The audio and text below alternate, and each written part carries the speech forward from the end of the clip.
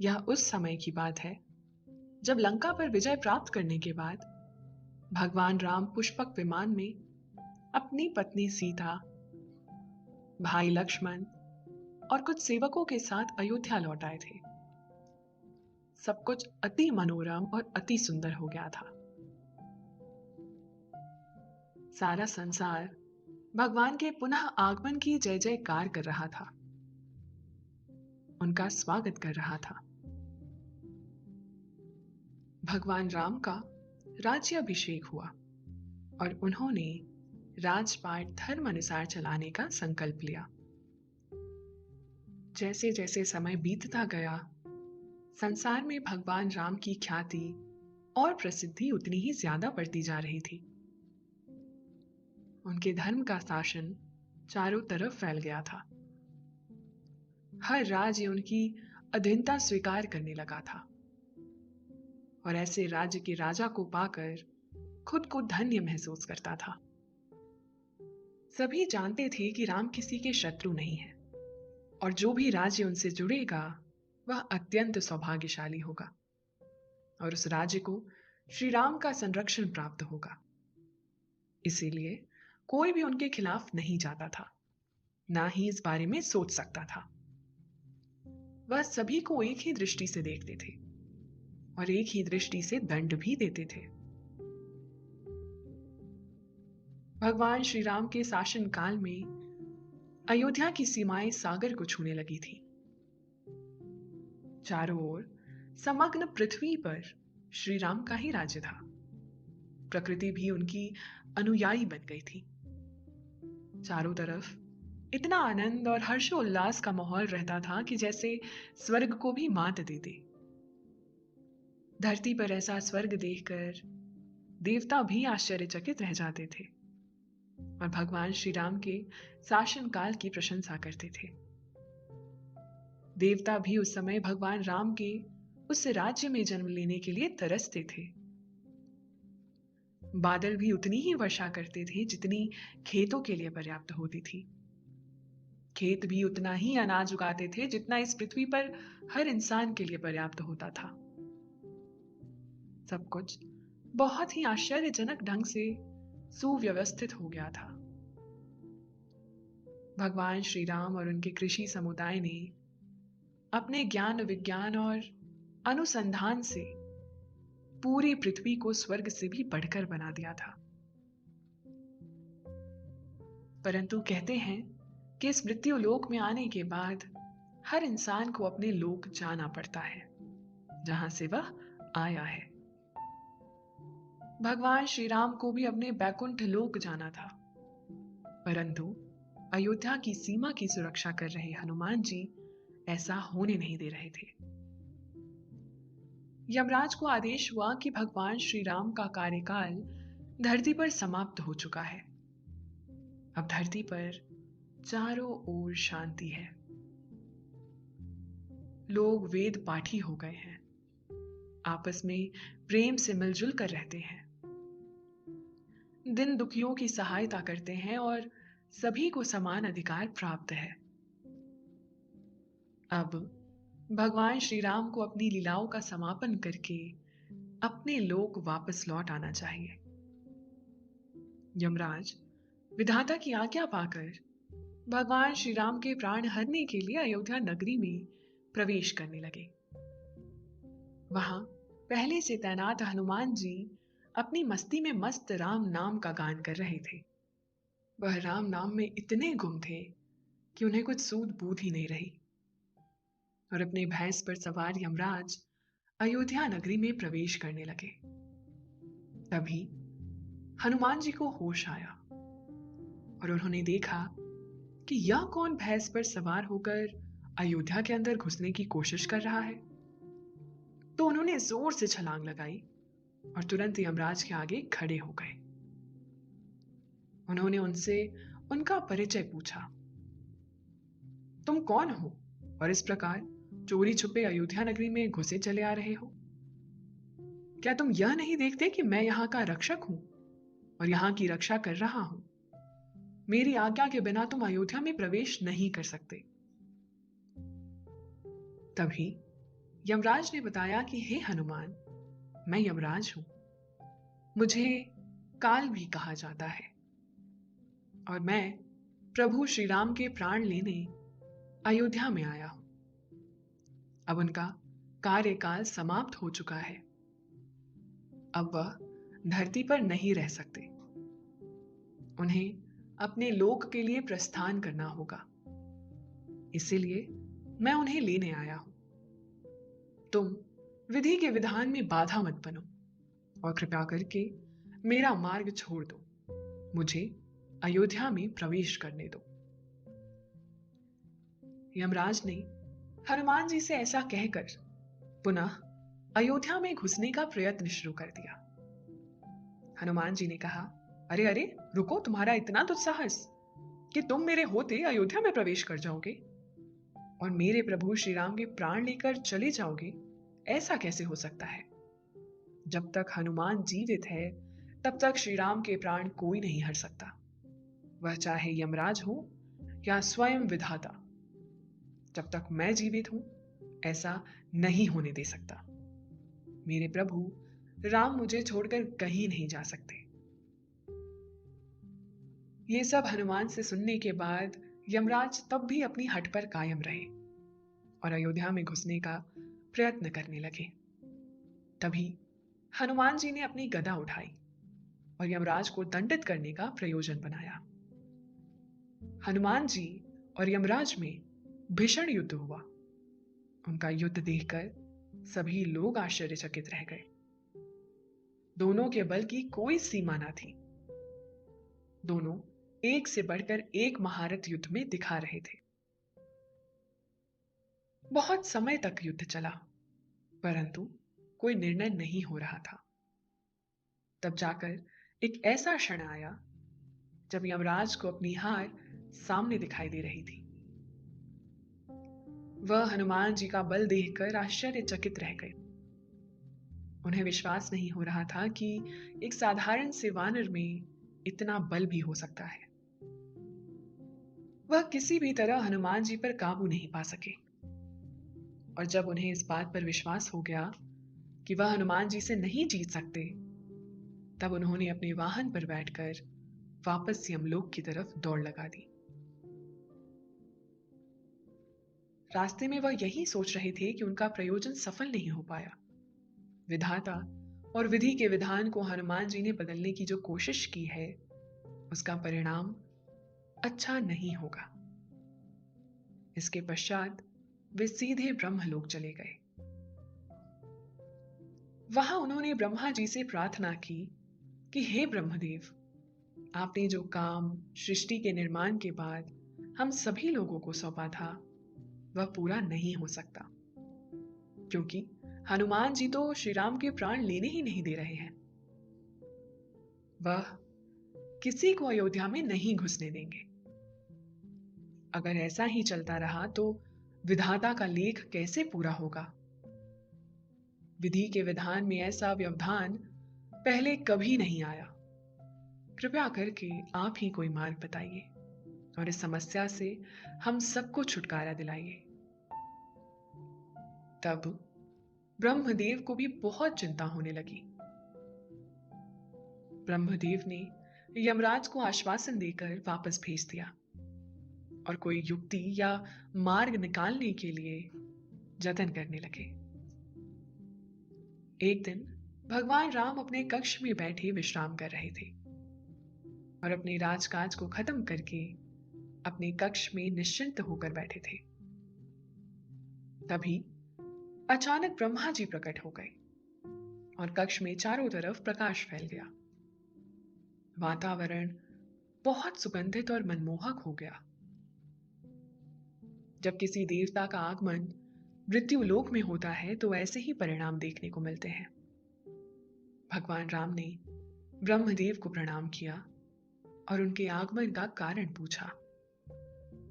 ब्रह्मदेव ने बताया कि हे प्रभु श्री राम, आपने अपने लिए जितनी अवधि पृथ्वी लोक पर निश्चित की थी वह पूरी हो चुकी है। अब समय आ गया है कि आप पृथ्वी लोक का त्याग करके अपने धाम वैकुंठ को लौट चले। भगवान श्री राम ने सारी बात समझकर ब्रह्मदेव से कहा कि आपने उचित ही कहा है। अब मैं निश्चिंत होकर अपने सारे काम खत्म करके बैकुंठ को लौट सकता हूँ। मैंने सारा राज्य अपने और अपने भाइयों के पुत्रों में विभाजित कर दिया है। सभी लोग धर्म से शासन करेंगे और इस धर्म ध्वजा को पृथ्वी पर कायम रखेंगे। अब मेरा जाने का समय आ गया है। ये सब बात कहते हुए ब्रह्मदेव इस समय कुछ चिंतित दिखाई दे रहे थे। श्री राम ने उनकी चिंता का कारण पूछा तो ब्रह्मदेव ने कहा, हे प्रभु श्री राम, आपके हनुमान के हेतु यह कार्य संभव नहीं है। वह तो किसी को भी अयोध्या में प्रवेश ही नहीं करने देते। ऐसा सुनकर श्री राम आश्चर्यचकित रह गए। उन्होंने ब्रह्मदेव को आश्वासन दिया कि आप चिंता ना करें, मैं कोई उपाय सोचता हूं। हनुमान मुझसे बहुत अधिक प्रेम करते हैं। वह मेरे जाने के विचार से ही बहुत ज्यादा व्याकुल हो गए होंगे। वह कदापि मुझसे दूर नहीं रह सकते। लेकिन मैं ये बात उन्हें समझाने की जरूर प्रयत्न करूंगा। ऐसा कहकर उन्होंने ब्रह्मदेव को आश्वासन दिया और ब्रह्मदेव वायु में विलीन हो गए। एक दिन श्री राम ने हनुमान जी को बुलावा भेजा। हनुमान जी प्रभु श्री राम जी का बुलावा सुनकर बहुत खुश हुए और दौड़े दौड़े श्री राम के पास चले गए। तब उनसे बातें करते समय श्री राम ने इशारे से जानबूझकर अपनी अंगूठी धरती में गिरा दी और वह अंगूठी एक छोटे से छेद में जा गिरी। तब श्री राम की चिंता को देखकर हनुमान जी ने कहा, प्रभु आप चिंता क्यों करते हैं? मैं आपकी यह मुद्रिका अभी लेकर आता हूं। श्री राम ने कहा, ठीक है हनुमान, तुम जाकर यह अंगूठी लेकर आओ, मैं तुम्हारा इंतजार कर रहा हूं। तब हनुमान जी ने बहुत छोटा सुंदर रूप बनाया और उस छोटे से छेद में प्रवेश कर गए। वह छेद कोई साधारण छेद नहीं था। वह नागलोक तक जाने वाली एक प्राचीन सुरंग थी जिसके कई रास्ते थे। हनुमान जी उस बहुत लंबे रास्ते से होते हुए धरती के नीचे नागलोक में पहुंच गए। वहां जाकर उन्होंने ऐसे ऐसे दृश्य देखे जिन पर उन्हें यकीन नहीं हो पा रहा था। वहां की दुनिया हमारी दुनिया से बहुत अलग थी। सब कुछ हनुमान जी को विस्मृत कर रहा था। तब जाकर उनकी भेंट नागराज वासुकी से हुई। उन्होंने राजा को प्रणाम कर श्री राम की अंगूठी के विषय में बताया। मेरा नाम हनुमान है और मैं पृथ्वी के राजा भगवान राम की अंगूठी लेने यहां आया हूं।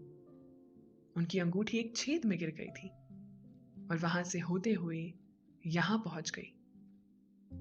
कृपया करके आप मुझे उस अंगूठी का पता बताएं।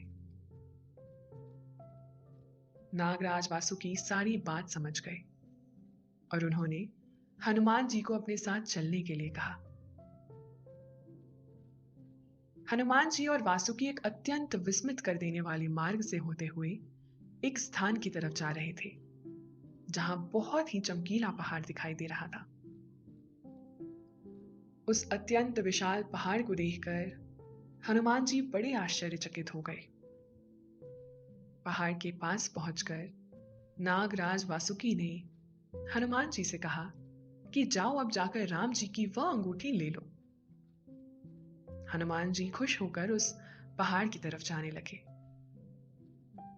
जब हनुमान जी उस पहाड़ के नजदीक पहुंचे और अंगूठी खोजने का प्रयास करने लगे तो उन्होंने देखा वह पहाड़ कोई आम पहाड़ नहीं बल्कि अंगूठियों का एक बहुत बड़ा ढेर था और सभी की सभी अंगूठियां श्री राम की अंगूठी जैसी ही प्रतीत हो रही थी। एक जैसी करोड़ों अंगूठियों को देखकर वह आश्चर्यचकित रह गए। उनके आश्चर्य की कोई सीमा ना रही। वह अत्यंत विस्मित होकर नागराज की तरफ देख रहे थे, जैसे उनका मुख्य मंडल नागराज से प्रश्न कर रहा हो कि यह कैसा चमत्कार है, एक जैसी इतनी सारी अंगूठियां एक ही स्थान पर क्या कर रही हैं? तब जाकर नागराज ने उन्हें यह रहस्य बताया कि हे हनुमान, यही इस पृथ्वी का रहस्य है। तुम नागलोक में आए हो और यह लोक धरती के पहले चक्र में नहीं आता है।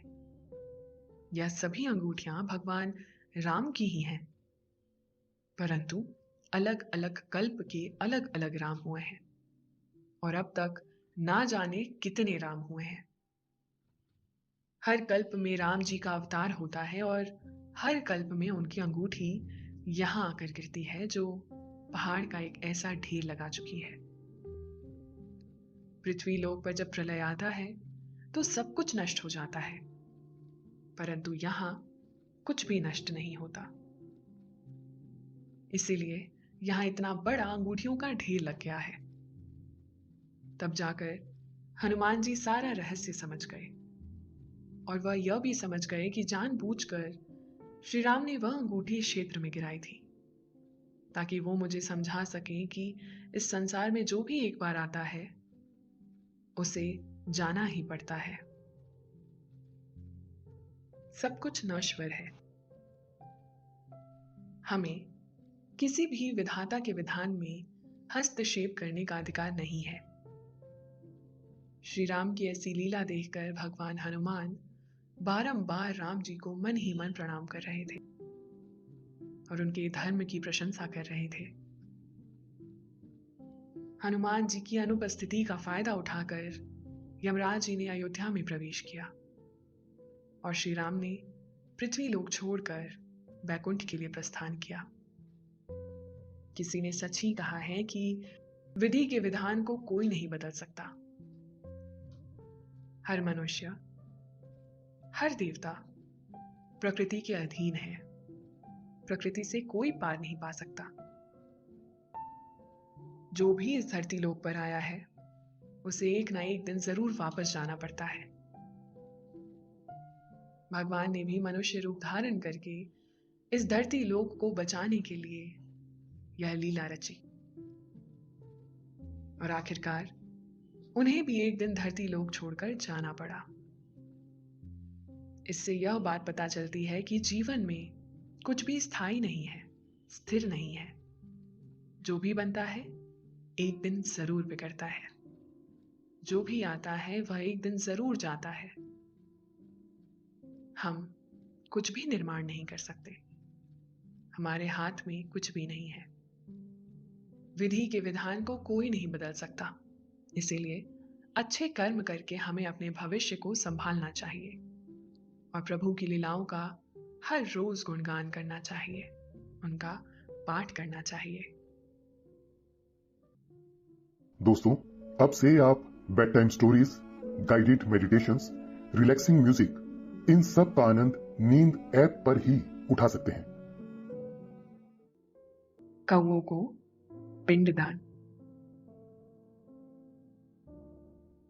ये कहानी आपको त्रेता युग की एक अनोखी कथा सुनाएगी, जिसे सुनकर आपका मन शांत होगा और आपको बेहतर नींद प्राप्त होगी। कौओं को पिंडदान देने के पीछे एक बहुत ही रोचक कहानी छुपी हुई है।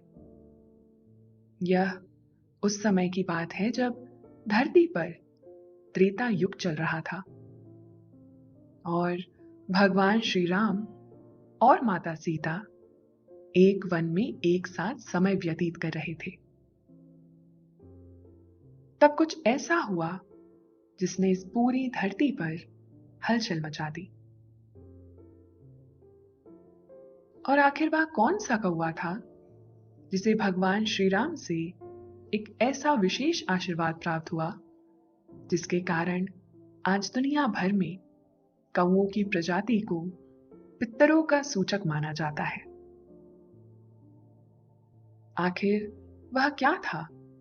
आइए जानते हैं आज की इस रोमांचक कहानी में। त्रेता युग के समय की बात है। भगवान श्री राम अपनी भार्या सीता के साथ पंचवटी में निवास कर रहे थे। पंचवटी में उन्होंने वहां के स्थानीय ऋषि मुनियों की सहायता से एक पर्ण कुटी बनाई। पर्ण कुटी एक ऐसी कुटिया थी जो पत्तों से निर्मित होती है। लक्ष्मण जी भी बड़े ही सेवा भाव से कुटिया बना रहे थे। उनका सेवा भाव देखकर भगवान श्री राम और सीता जी बहुत खुश हो रहे थे। श्री राम और माता सीता उस कुटिया में निवास करने लगे। सब कुछ बहुत ही अच्छा चल रहा था। पंचवटी का मन भावन दृश्य उनके रोम रोम को पुलकित कर रहा था। भगवान श्री राम अक्सर माता सीता के साथ आसपास के इलाके में भ्रमण के लिए जाते थे और सुंदर फलों और फूलों को देखते रहते थे। कोयल की कूक को सुनते थे। वहां का वातावरण बहुत ही मनमोहक था। फूलों की कलियां सूरज की रोशनी पड़ने से खिलती जा रही थी और लताएं वृक्षों को आपस में ऐसे जकड़े हुए थीं कि जैसे कोई बालक अपनी माता को प्रेम से आलिंगन करता है। पुष्पों की सुगंध पूरे वातावरण को सुगंधित कर रही थी। सारा का सारा उपवन ऐसे महक रहा था जैसे स्वर्ग साक्षात धरती पर उतर आया हो। मंद मंद वायु बह रही थी जो वातावरण को और भी ज्यादा मनमोहक बना रही थी। भगवान राम और माता सीता का प्रेम जगत में सबसे अनूठा है। उनका केवल प्रेम ही नहीं, उनकी साझेदारी और उनकी मित्रता भी किसी से छुपी नहीं थी। भगवान श्री राम सीता माता को अपनी भार्या ही नहीं बल्कि अपनी मित्र भी समझते थे और उनसे सब कुछ साझा करते थे। उनसे सलाह मांगते थे और उनसे मार्गदर्शन भी यदाकदा पा लिया करते थे। एक दिन की बात है, माता सीता भगवान श्री राम के साथ उपवन में बैठी थी और अपने पल्लू को हिलाते हुए भगवान श्री राम को पंखा कर रही थी। श्री राम आराम कर रहे थे। उसी बीच एक कौवा बार बार माता सीता को चोट मार कर जा रहा था। वह बार बार अपनी चोंच से माता सीता को घायल कर रहा था।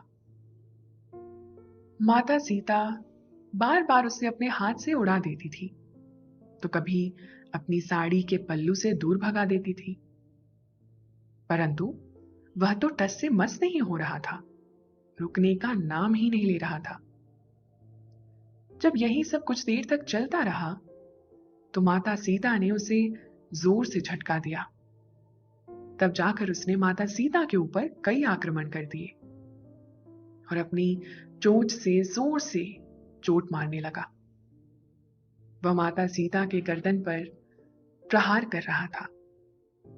तब वहां से कई जगह से थोड़ा थोड़ा खून रिसने लगा और बहुत देर तक यह जद्दोजहद चलती ही रही। माता सीता नहीं चाहती थी कि श्री राम नींद से उठ जाए, क्योंकि वह बहुत शांति से विश्राम कर रहे थे। उन्हें इस घटना के बारे में कुछ भी पता नहीं चला, परंतु कहते हैं ना कि जो होना होता है वह होकर ही रहता है।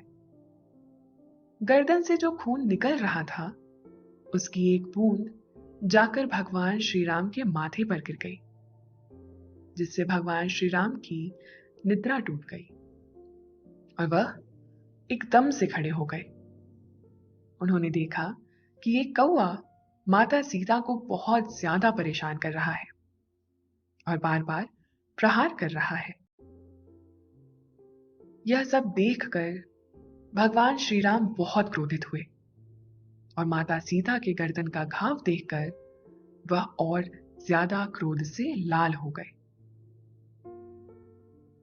उन्होंने तुरंत माता सीता से कहा आपने मुझे जगाया क्यों नहीं? यह कौआ जरूर ही कोई दुष्ट आत्मा है जो इस तरीके से आपको परेशान कर रहा है। इसका क्या प्रयोजन था जो यह इस तरह से आपके ऊपर आक्रमण कर रहा था?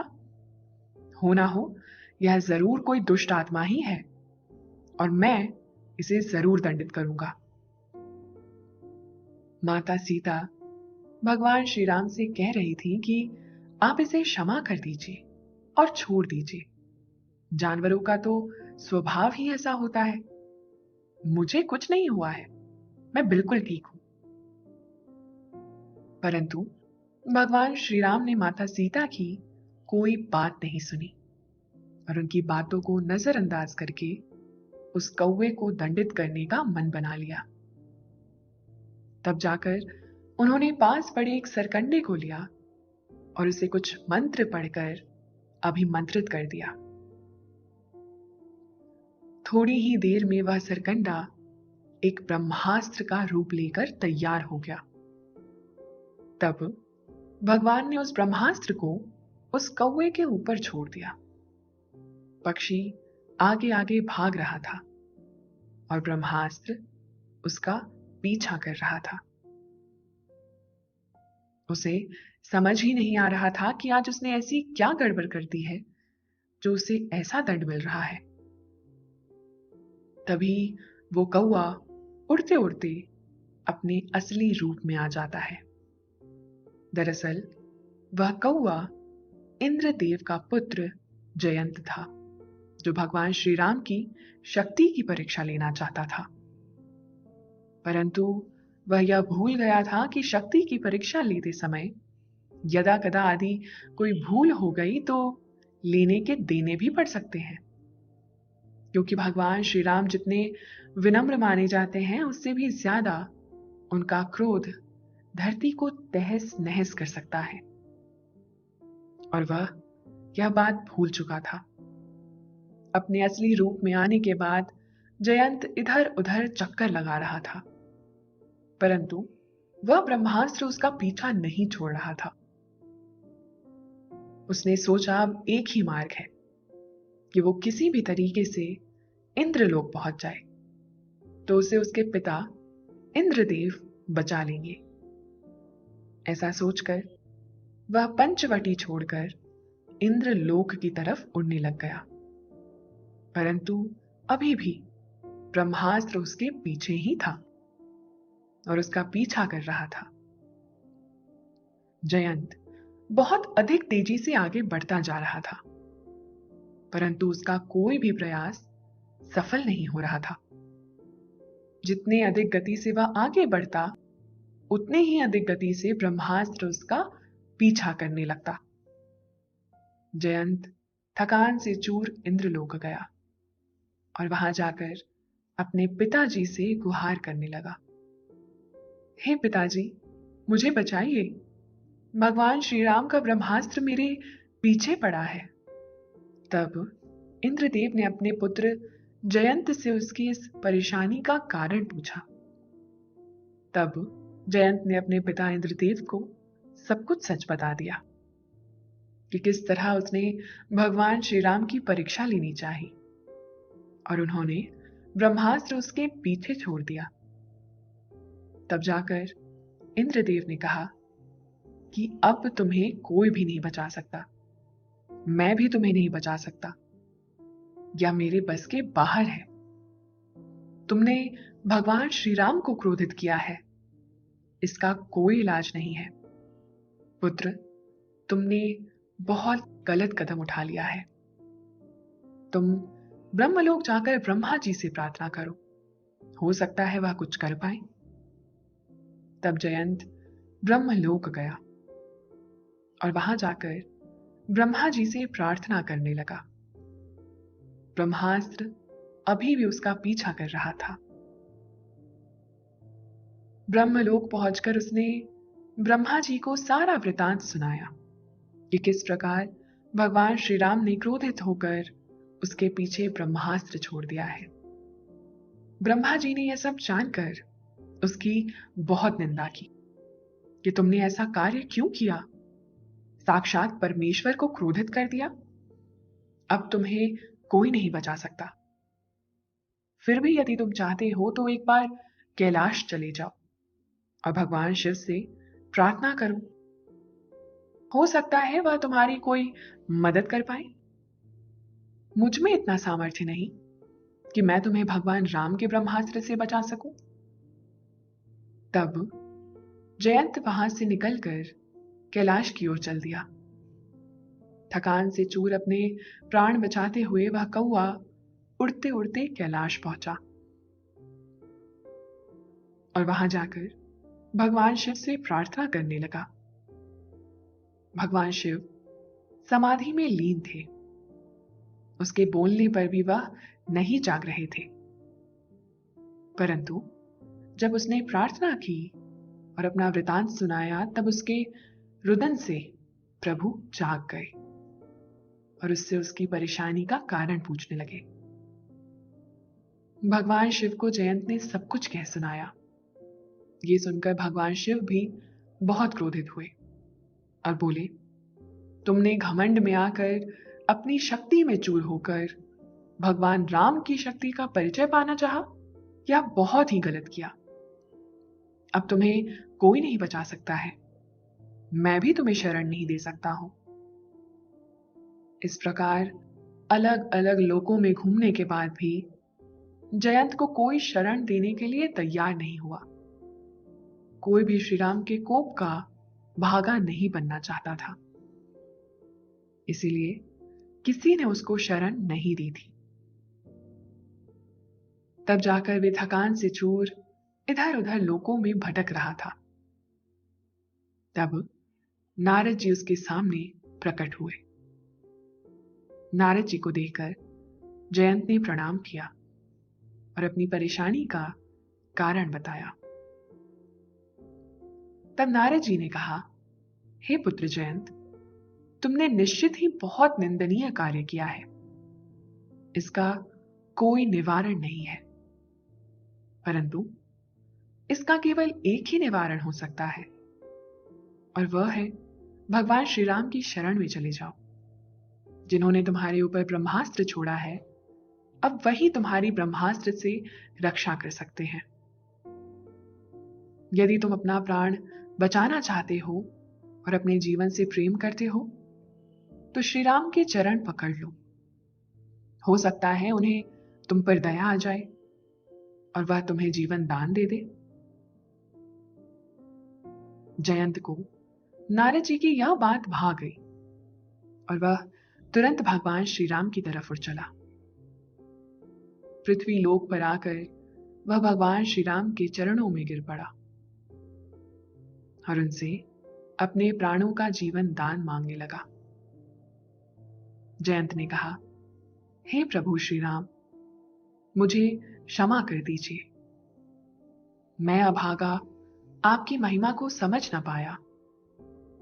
आपकी शक्ति का परिचय पाने के लिए, इसका अंदाजा लगाने के लिए और आपकी परीक्षा लेने के लिए मैंने यह खेल रचाया था, परंतु मैं कहां जानता था कि यह मेरे ऊपर ही उल्टा पड़ जाएगा और आप इतने क्रोधित हो जाएंगे कि ब्रह्मास्त्र मेरे ऊपर छोड़ देंगे, जिससे मेरी कोई भी रक्षा नहीं कर पा रहा है। मैं अत्यंत क्षमा प्रार्थी हूं। कृपया करके आप मुझे क्षमा कर दीजिए।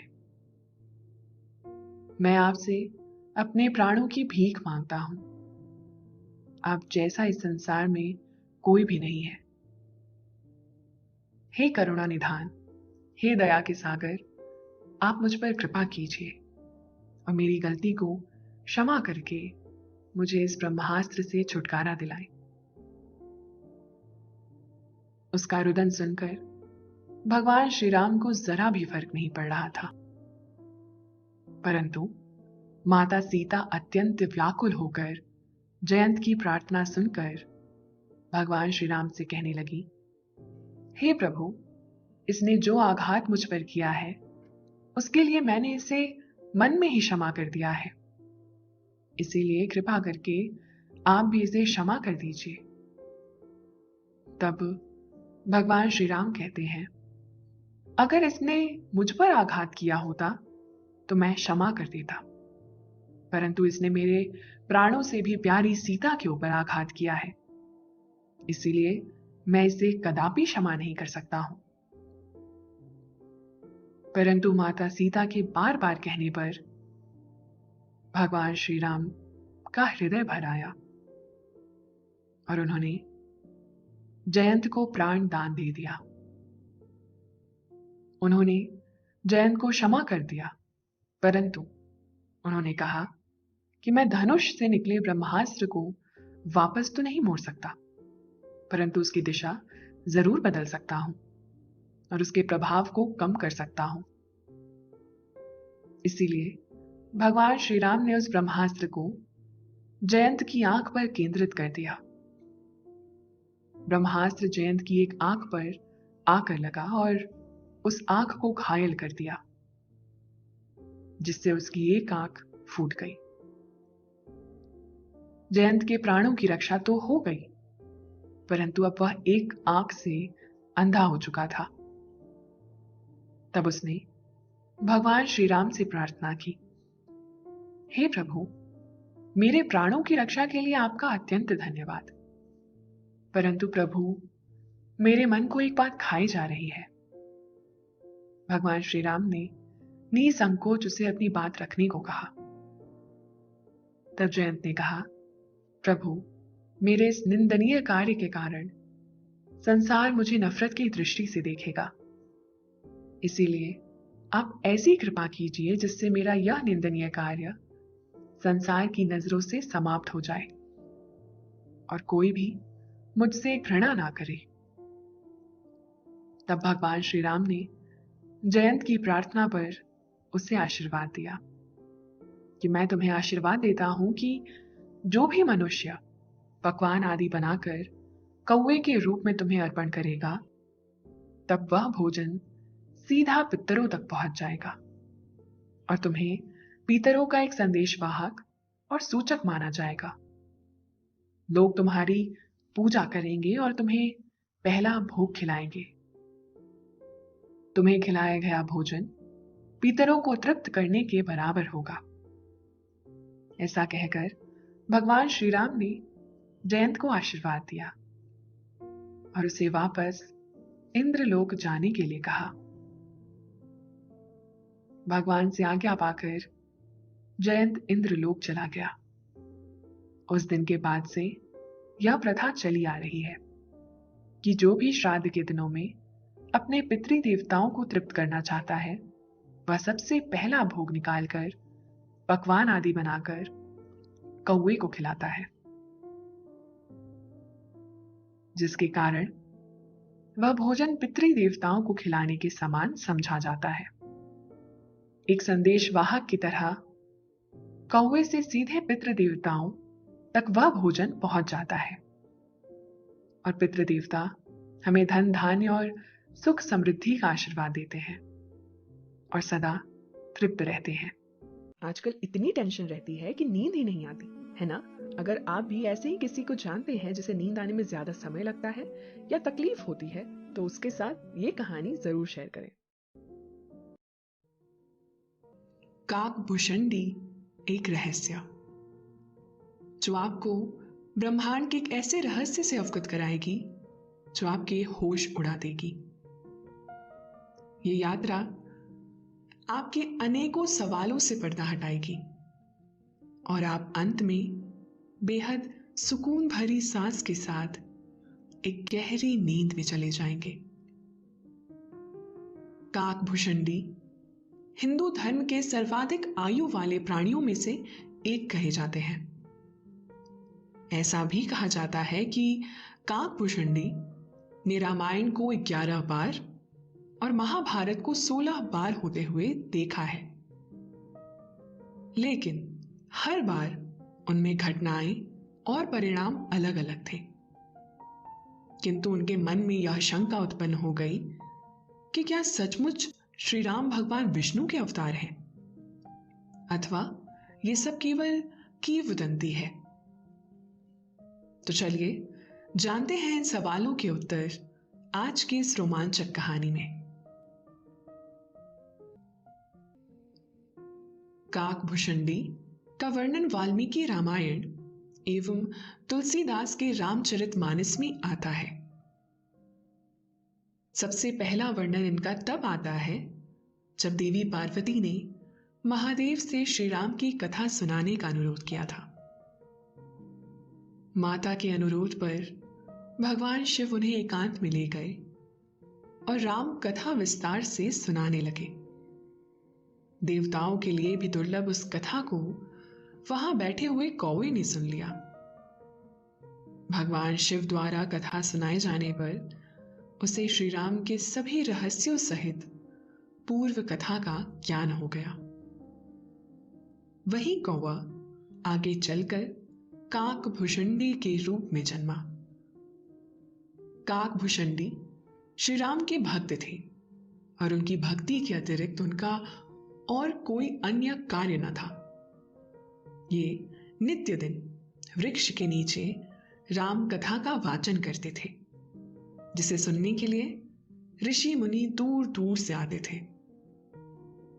उनकी कथा में वो आकर्षण था कि एक बार स्वयं महादेव काकभुषुंडी के मुख से राम कथा सुनने के लिए हंस के रूप में उसी वृक्ष के निकट रुक गए थे। काकभुषुंडी के मुख से श्री राम की कथा सुनकर महादेव अत्यंत प्रसन्न हुए और उन्हें इच्छा मृत्यु का वरदान दिया, ताकि वे युगों युगों तक उसी प्रकार राम कथा का वाचन करते रहे। महादेव कुछ दिनों तक उनसे वही राम कथा जो उन्होंने स्वयं माता पार्वती को सुनाया था सुनकर तृप्त मन से कैलाश को लौट गए। जो महान कथा स्वयं महादेव के मुख से निकली हो, उसे स्वयं महादेव को सुनाने का सौभाग्य केवल और केवल काकभुषुंडी को ही प्राप्त है। इनके जन्म के विषय में कथा है कि श्री राम के जन्म से एक कल्प पहले इनका जन्म अयोध्या में ही एक शूद्र जाति में हुआ था। ये महादेव के अनन्य भक्त थे और उसी भक्ति के अभिमान में वे अन्य देवताओं की निंदा करते थे। एक बार ये उज्जैन गए और एक ब्राह्मण की सेवा कर अपना जीवन बिताने लगे। वे ब्राह्मण भी महादेव के अनन्य भक्त थे, किंतु भूल कर भी वे नारायण की निंदा नहीं करते थे।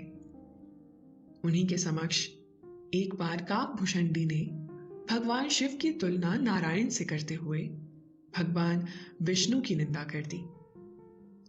श्री हरि की निंदा सुनकर महारुद्र अत्यंत क्रोधित हुए और उन्होंने आकाशवाणी द्वारा काकभुषुंडी को धिक्कारते हुए कहा कि तू स्वयं को मेरा भक्त कहता है, पर तुझे यह भी ज्ञात नहीं है कि हरि और हर में कोई भेद नहीं। तूने नारायण की निंदा कर मेरी भक्ति को कलंकित किया है, इसीलिए जा, तू 1000 अधम योनियों में जन्म लेकर भटकता रह। महादेव का रौद्र रूप देखकर काकभुषुंडी कांपते हुए उनसे दया की याचना करने लगे। जब ब्राह्मण ने भी द्रवित होकर महादेव से उसे क्षमा करने की प्रार्थना की, इस पर महादेव ने कहा कि मेरा श्राप तो निष्फल नहीं हो सकता, इसीलिए निश्चित ही इसे 1000 जन्म लेने पड़ेंगे। लेकिन मैं इसे आशीर्वाद देता हूं कि मृत्यु का जो कष्ट होता है वो इसे नहीं होगा। साथ ही इसे अपने प्रत्येक जन्म का स्मरण रहेगा और इसका ज्ञान कभी शून्य नहीं होगा। अपने अंतिम जन्म में इसे श्री राम की अनन्य भक्ति प्राप्त होगी। महादेव के वचन अनुसार काकभुषुंडी का सबसे पहला जन्म सर्प योनि में हुआ। उसके बाद जिस भी योनि में जन्म लेते उन्हें बिना कष्ट मुक्ति मिल जाती थी। साथ ही महादेव के आशीर्वाद के कारण उन्हें अपने पिछले सभी जन्मों का पूर्ण स्मरण रहता था। इसी प्रकार वो एक के बाद एक जन्म लेते रहे और 1000वें जन्म में वे ब्राह्मण के रूप में जन्मे। उस जन्म में वे आत्मज्ञान लेने महर्षि लोमश के पास पहुंचे। जब महर्षि लोमश उन्हें ज्ञान की बातें बताने लगे तो वे बात बात पर उन्हें टोकने लगे, जिससे रुष्ट होकर लोमश ऋषि ने कहा, अरे मूर्ख, तू हर बात पर कौवे की तरह क्यों करता है? तू तो मनुष्य होने के योग्य ही नहीं है। इसलिए तू जा और कौवे का ही जीवन व्यतीत कर। उनके श्राप से काकभूषणी तत्काल कौवा बन गए। ऐसा देखकर अपने क्रोध पर पश्चाताप करते हुए लोमश ऋषि अत्यंत दुखी हो गए। तब काग रूपी काकभूषणी ने कहा कि हे मुनिवर, आप कृपया दुखी ना हो। आप जैसे महात्मा का श्राप भी मेरे लिए वरदान है। मुझे विश्वास है कि इस काग रूप में भी मेरा भला ही होगा। यह कहकर काकभूषणी ने महर्षि लोमश को राम कथा सुनाई। उनका ऐसा संयम देखकर और श्रेष्ठ राम कथा सुनकर महर्षि लोमश बड़े प्रसन्न हुए और उन्हें इच्छा मृत्यु का वरदान दिया।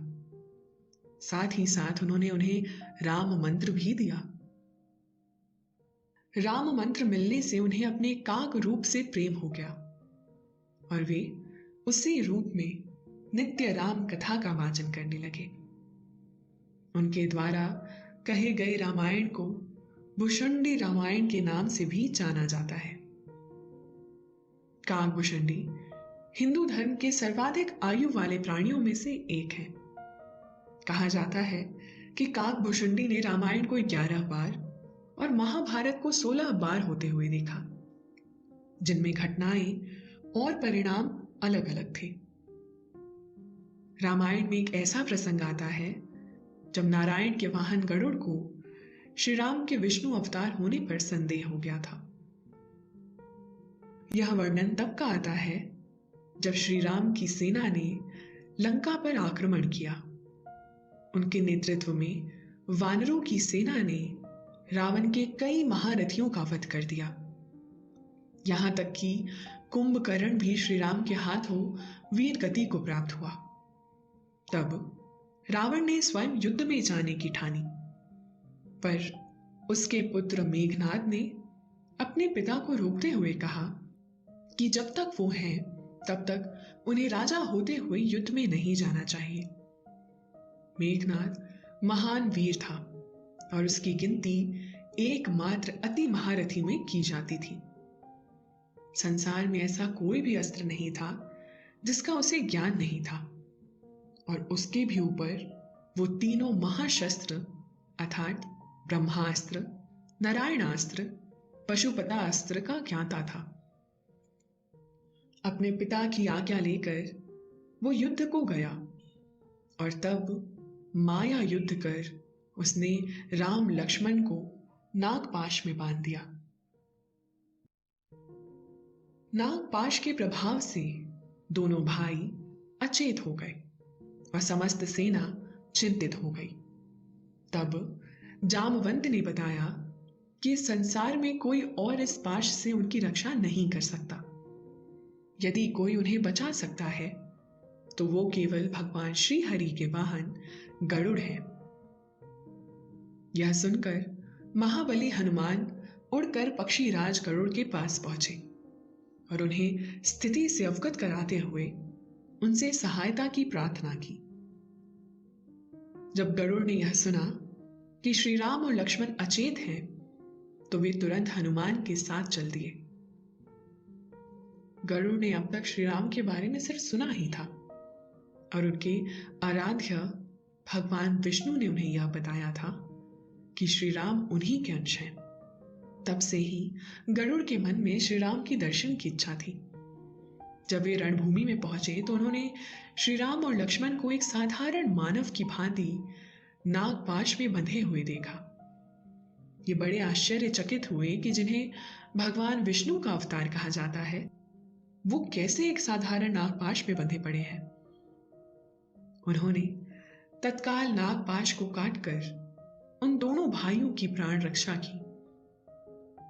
जब दोनों सचेत हुए तो श्री राम ने गरुड़ का आभार प्रकट करते हुए कहा कि हे महाबली पक्षीराज, आपने हम दोनों भाइयों के प्राणों की रक्षा की है।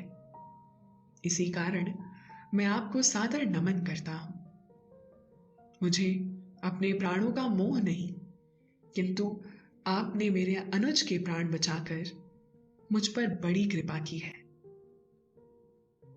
विष्णु अवतार श्री राम को इस प्रकार बोलता देख गरुड़ को पुनः आश्चर्य हुआ। वो अपनी शंका का समाधान करना चाहते थे, किंतु उन्होंने संकोच के मारे कुछ और नहीं कहा और उन्हें प्रणाम कर वापस लौट गए। किंतु उनके मन में यह शंका उत्पन्न हो गई कि क्या सचमुच श्री राम भगवान विष्णु के अवतार हैं, अथवा ये सब केवल एक किंवदंती है। वे अपनी शंका लेकर सबसे पहले देव ऋषि नारद के पास पहुंचे, किंतु उन्होंने गरुड़ को परमपिता ब्रह्मा के पास जाने की सलाह दी। जब वे ब्रह्मदेव के पास अपनी शंका लेकर पहुंचे तो उन्होंने हंसकर उन्हें महादेव के पास भेज दिया। अब वे महादेव के पास पहुंचे और भगवान शिव ने उनसे उनकी शंका पूछी। तब उन्होंने कहा कि हे महादेव, आज जो मैंने देखा है उससे मेरे मन में शंका उत्पन्न हो गई है कि श्री राम क्या वास्तव में मेरे प्रभु नारायण के ही अवतार हैं? तब महादेव ने मुस्कुराते हुए पूछा कि ऐसा क्या देख लिया तुमने? तब गरुड़ ने कहा कि प्रभु, मैंने देखा कि श्री राम अपने भ्राता लक्ष्मण सहित एक साधारण से नाग पाश में बंधे पड़े हैं। महादेव, लक्ष्मण तो स्वयं शेष नाग के अवतार हैं, तो वे किस प्रकार एक तुच्छ से नागपाश में बंधे रह सकते हैं? और तो और उनके स्वामी भगवान विष्णु के अवतार कहे जाने वाले श्री राम भी उसी नागपाश में बंधकर अचेत पड़े थे, जिनके केवल संकल्प मात्र से सृष्टि का आरंभ हो सकता है।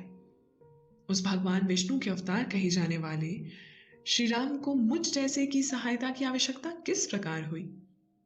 इसी कारण मैं संदेह में पड़ गया हूं। कृपा करके मेरे संदेह को दूर करें। तब महादेव ने गरुड़ से पूछा कि ब्रह्मदेव ने इस विषय में क्या कहा। इस पर गरुड़ ने कहा कि प्रभु, परम पिता ने कुछ नहीं कहा, अपितु हंसकर मुझे आपके पास भेज दिया। इस पर महादेव ने कहा, वत्स, उन्होंने कोई उत्तर इसीलिए नहीं दिया क्योंकि ये उत्तर देने योग्य प्रश्न ही नहीं है। राम पर संदेह करना स्वयं नारायण पर संदेह करना है। तुम्हारी शंका का समाधान मैं कर सकता हूं, किंतु मेरी इच्छा है कि तुम पृथ्वी पर जाकर मेरे भक्त काकभूषणी से मिल लो। वो निश्चय ही तुम्हारे संदेह का निवारण करेगा। यह सुनकर गरुड़ पुनः पृथ्वी पर काकभूषणी के समक्ष पहुंचे, जो एक वृक्ष के नीचे राम कथा कह रहे थे। दूर दूर से आए विद्वान और महर्षि तल्लीन होकर उनकी कथा सुन रहे थे। गरुड़ भी वहीं प्रतीक्षा करने लगे। जब कथा समाप्त हुई तो काकभूषणी ने गरुड़ को देखा और उनका स्वागत करते हुए कहा कि कितने सौभाग्य की बात है कि मेरे प्रभु नारायण के सेवक महाबली गरुड़ कुटिया में आए हैं। आप तो हमारे राजा हैं, अतः कहिए कि मैं किस प्रकार आपकी सहायता कर सकता हूं। तब गरुड़ ने उन्हें अपना संदेह बताया और जिसे सुनकर काकभूषणी ने कहा, पक्षीराज, सावधान होकर सुनिए, मैं आपको श्री राम का रहस्य बताता हूं।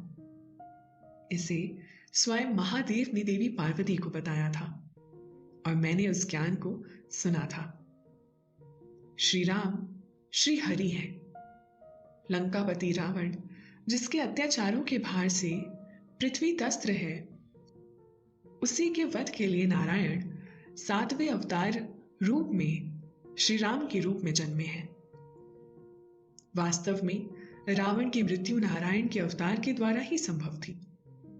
इसी कारण श्री राम का आगमन हुआ। यह सत्य है कि राम भी भगवान विष्णु की भांति केवल संकल्प मात्र से रावण का विनाश कर सकते हैं, किंतु वो मर्यादा पुरुषोत्तम के रूप में जन्मे हैं। इसीलिए वे पृथ्वी पर एक आम मानव की भांति हर गुणों और अवगुणों से युक्त हैं। यही कारण है कि श्री राम भगवान विष्णु के अन्य अवतारों से अलग मनुष्यों के सर्वाधिक निकट है। आपको जैसी शंका हुई है, ऐसी ही शंका मुझे श्री राम के बालपन में हो गई। उसी के निवारण के लिए मैं बाल रूपी श्री राम के रोटी के टुकड़े को लेकर उड़ गया। श्री राम ने मुझे पकड़ने के लिए अपने हाथ को बढ़ाया। मैं उस रोटी के टुकड़े को लेकर तीनों लोकों में दौड़ता रहा, किंतु श्री राम ने अपने हाथ का ऐसा विस्तार किया कि मैं कहीं भी उससे पीछा नहीं छुड़ा सका। तब मुझे विश्वास हो गया कि श्री राम ही भगवान विष्णु के अवतार हैं। अतः हे पक्षीराज गरुड़, जो आपने उन्हें युद्ध में अचेत पड़ा हुआ देखा, उसे उन्हीं की लीला मानिए, क्योंकि बिना उनकी इच्छा के त्रिलोक में उन्हें कोई भी मूर्छित नहीं कर सकता। और जहां तक लक्ष्मण की बात है, तो वो भी निश्चय ही शेषनाग के अवतार हैं। वे भगवान विष्णु के भक्त हैं और मानव रूप में वे भी अपने प्रभु श्री राम का ही अनुसरण करते हैं। इस प्रकार श्री राम का रहस्य जानकर और काक भुषंडी द्वारा अनेक प्रकार से समझाए जाने पर गरुड़ का भ्रम दूर हुआ। उन्हें अपनी गलती का एहसास हो गया और उन्होंने मन ही मन श्री राम से क्षमा मांगी। काक भुषंडी ने कहा कि मैंने अनेकों बार रामायण को समय में आगे पीछे जाकर देखा है। प्रभु की कृपा से मैं समय यात्रा कर सकता हूं और जितनी बार चाहूं रामायण को घटित होते हुए देख सकता हूं। यहां तक कि महाभारत को भी कई बार देख चुका हूं, परंतु उसमें मुझे एक बड़ा ही रहस्यमय घटना दिखाई पड़ा जिसे मैं पहले समझ नहीं पा रहा था। और वह यह था कि मैं जितनी बार भी रामायण और महाभारत को अलग अलग आयामों में जाकर देखता हूं, तो उनके परिणाम भी हर बार अलग ही दिखाई देते हैं। सदा एक जैसे परिणाम मानिए कभी नहीं देखे। ये बहुत आश्चर्य भरी बात थी। फिर मुझे समझ आया कि ये ब्रह्मांड और इसका ज्ञान और इसके आयाम अनंत हैं। यहां हर समय सब कुछ घटित हो रहा है। हमें बस उस आयाम में जाकर समय की उस रेखा को पहचान कर उस पर सवार हो जाना है। यह ब्रह्मांड बड़ा ही रहस्यपूर्ण है। कण कण में श्री राम का वास है, विष्णु का वास है। ऐसी कोई चीज नहीं जो इनसे अलग हो। सब कुछ इन्हीं में समाया हुआ है, इन्हीं से बना हुआ है। वे इस सृष्टि के पालनकर्ता और नियंता हैं। उनके कारण ही अनेकों ब्रह्मांड आकाश में झूल रहे हैं। उनकी शक्ति से ही यहां सब कुछ संचालित है, जिसे केवल भगवान की कृपा से ही जाना जा सकता है।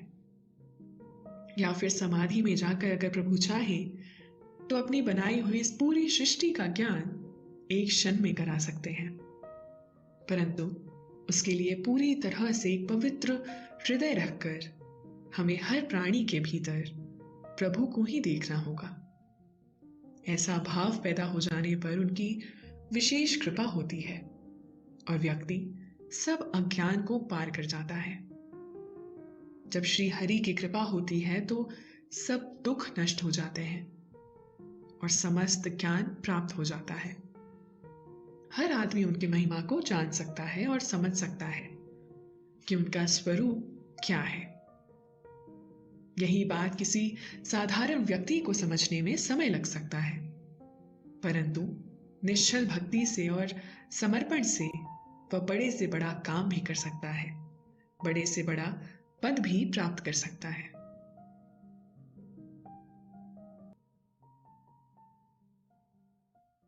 दोस्तों, अब से आप आपकी मनचाही दादी और नानी की कहानियों से प्यारी नींद की कहानियां सिर्फ और सिर्फ नींद ऐप पर ही सुन पाएंगे। तो इसी तरह हमारे साथ कहानियों के जरिए जुड़े रहने के लिए आपकी अपनी नींद ऐप इंस्टॉल करें।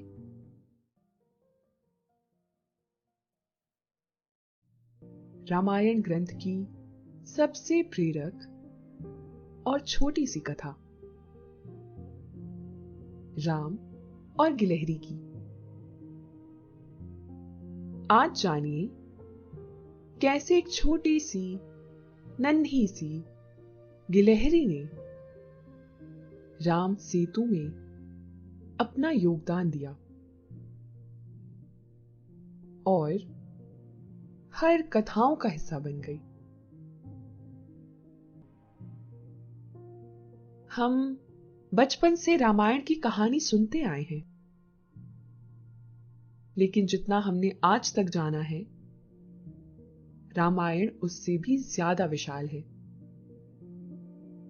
और इस विशाल ग्रंथ में अनेक छोटी छोटी कहानियां हैं जिनसे हम प्रेरणा पा सकते हैं।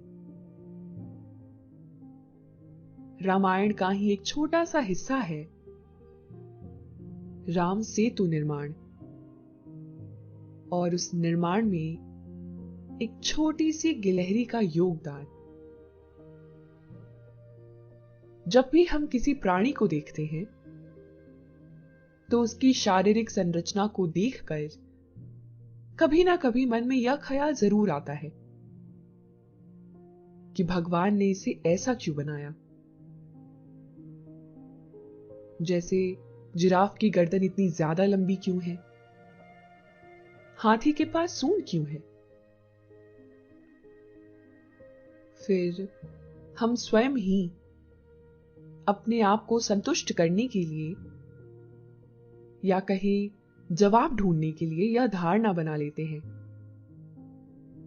कि इस प्राणी की शारीरिक संरचना का विकास वातावरण के अनुसार हुआ है, और विज्ञान के अनुसार भी यही कहा गया है। चूंकि हाथी की खुराक बहुत ज्यादा है और उसे ऊंचे पेड़ों से टहनियां तोड़ने के लिए सूंड की आवश्यकता पड़ेगी, इसीलिए उसके पास सूंड है। वहीं जिराफ लंबी वृक्षों के पत्तों को अपना भोजन बना सके, इसलिए जिराफ की गर्दन लंबी होती है। वेदों के अनुसार कुछ प्राणी ऐसे भी होते हैं जिनकी शारीरिक संरचना पहले अलग थी, परंतु समय के साथ बदलाव के अनुसार उनकी संरचना में बहुत बदलाव हुआ। जैसे एक छोटी सी गिलहरी। हम सबने गिलहरी अवश्य देखी होगी।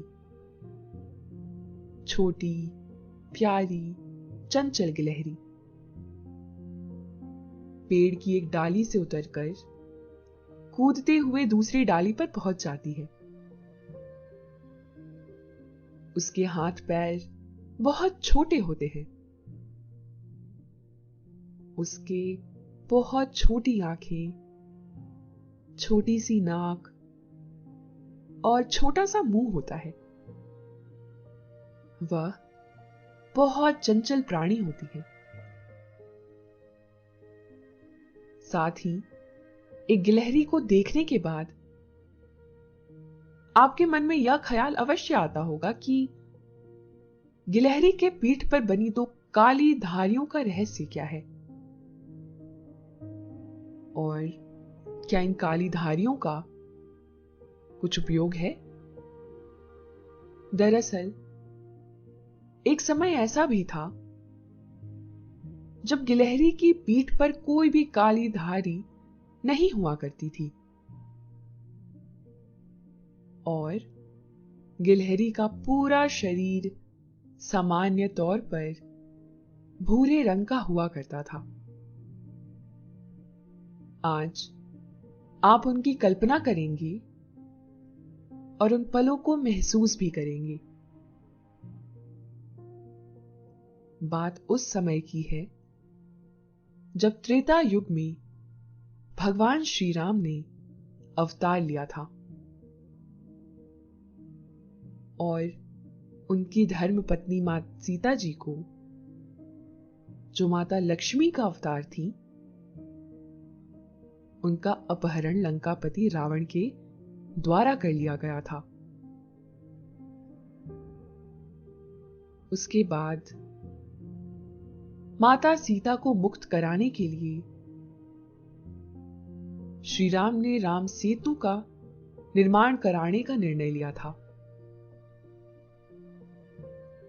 ताकि वह लंबी नदी को पार करके लंका में प्रवेश कर सके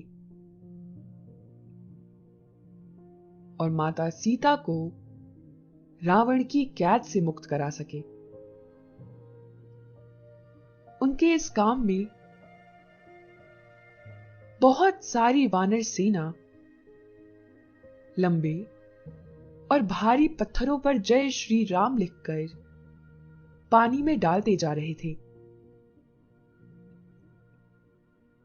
और वे सभी पत्थर तैर रहे थे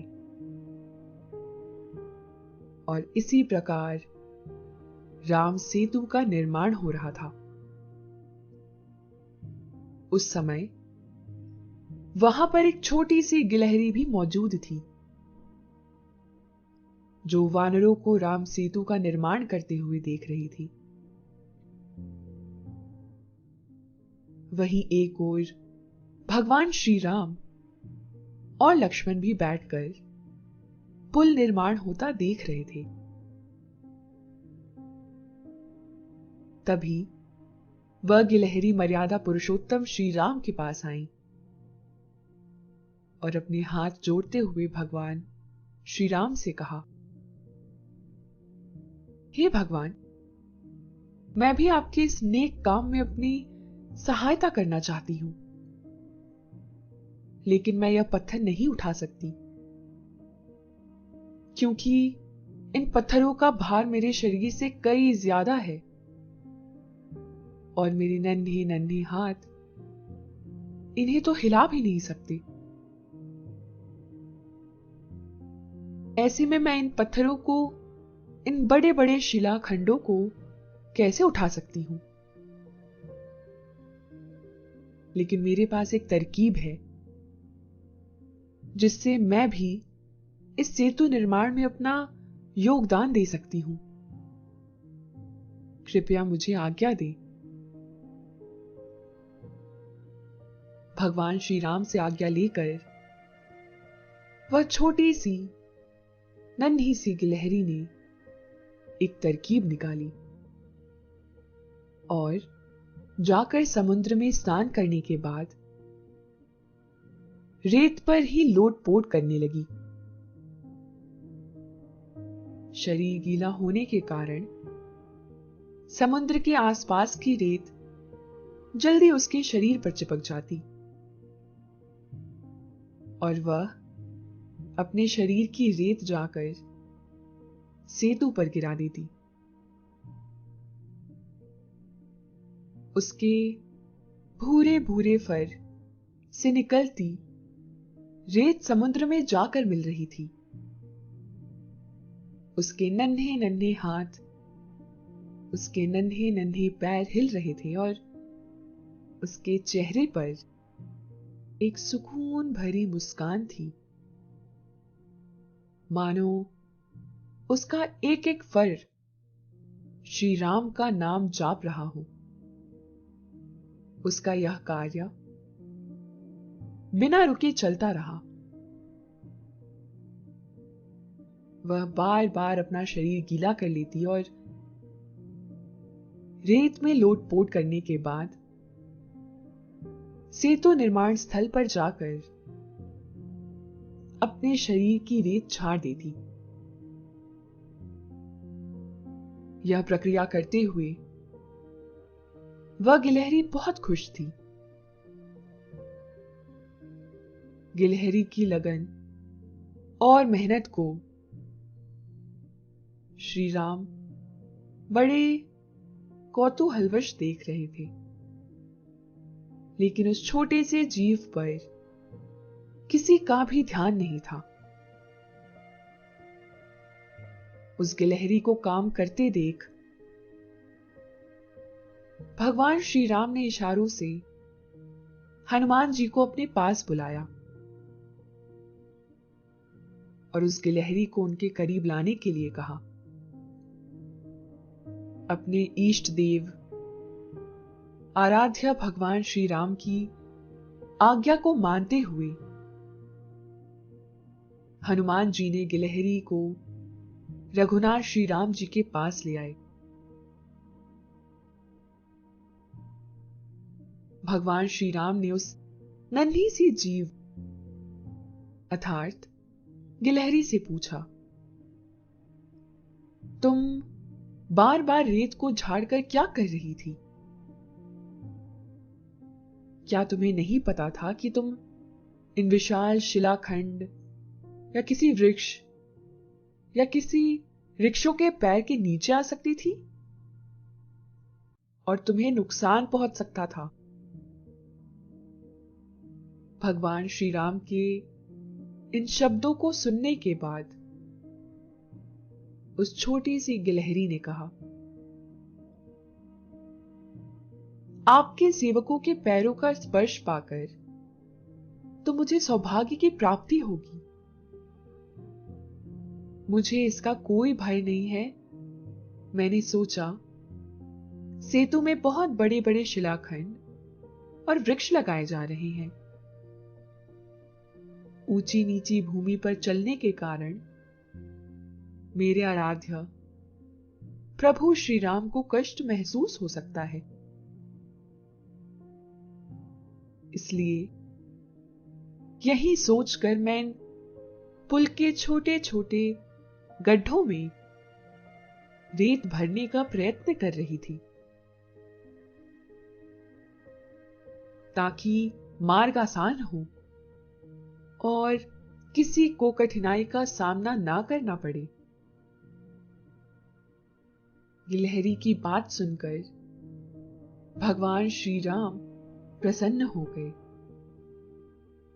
छोटी सी गिलहरी को इतना संघर्ष और इतनी मेहनत करते देखकर उन्होंने गिलहरी को अपने हाथों में उठा लिया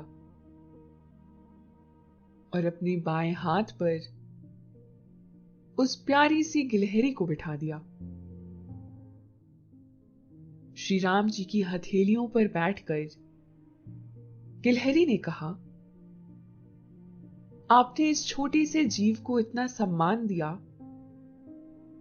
इसके लिए मैं सदैव आपकी आभारी रहूंगी।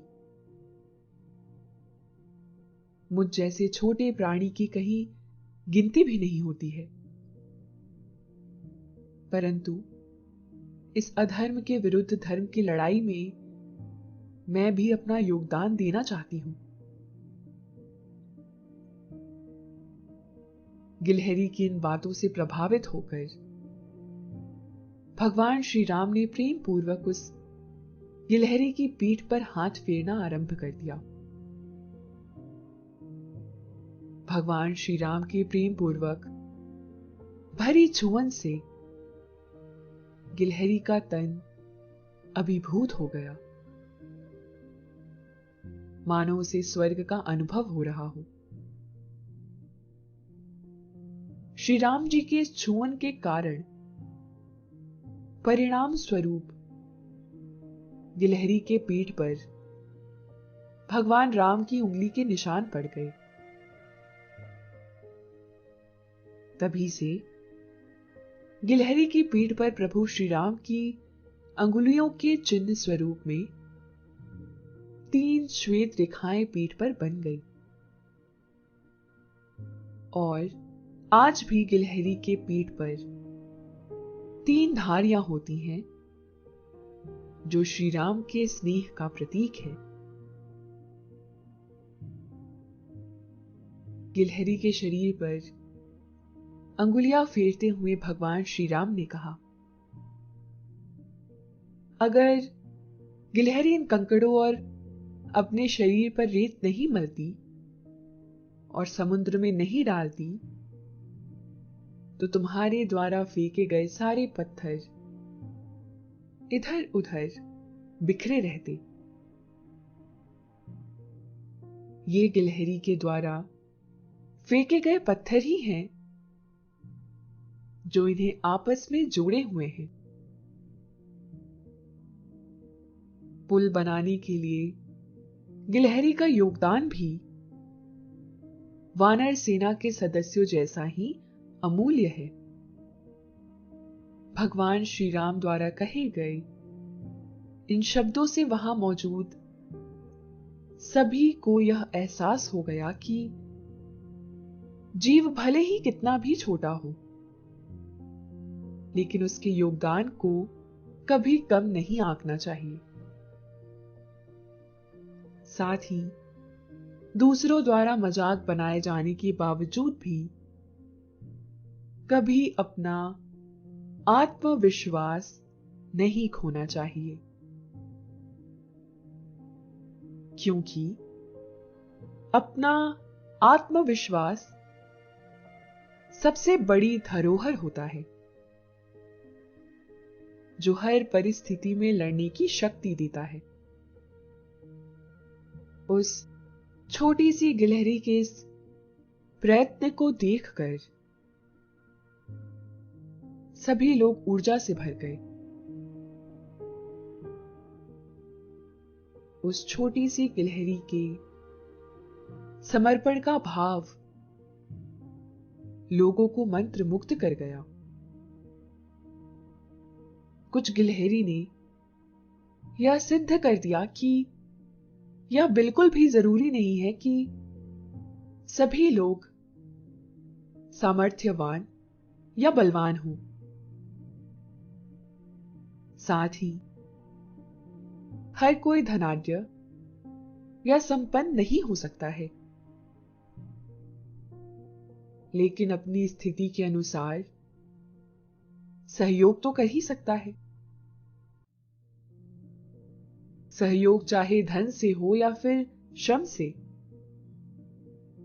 बस भावना पवित्र होनी चाहिए। और यही भावना उस नन्ही सी गिलहरी के अंदर भी थी,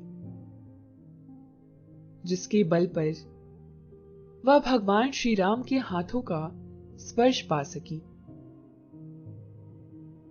और इतिहास के पन्नों में दर्ज भी हो गई।